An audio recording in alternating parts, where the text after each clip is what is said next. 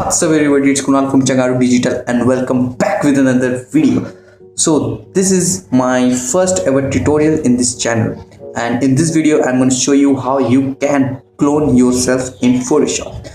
Today I'm going to show you a very simple way to clone yourself in Photoshop. But before we jump into Photoshop, one thing you have to keep in mind that your photograph should be clicked in a tripod. Don't shake your camera because it will be more difficult in post-production.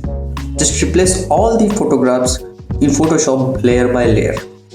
After importing your photos in Photoshop, take the eraser tool and just erase the area in which your second layer is.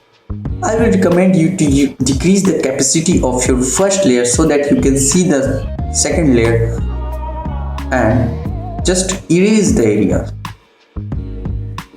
Don't worry about color correction because you have shooted all the photographs in a tripod and the same lighting.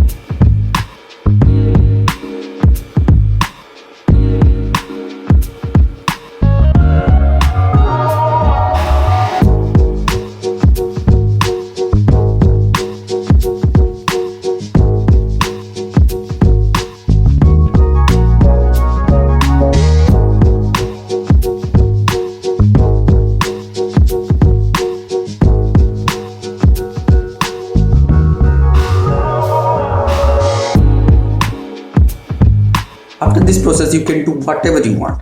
Just apply adjustment layer and use your favorite color grade so that your photos will look more amazing. But I think your concept has been clear that how you can clone yourself, and after that you can do whatever you want. But there are lots of different ways to clone yourself.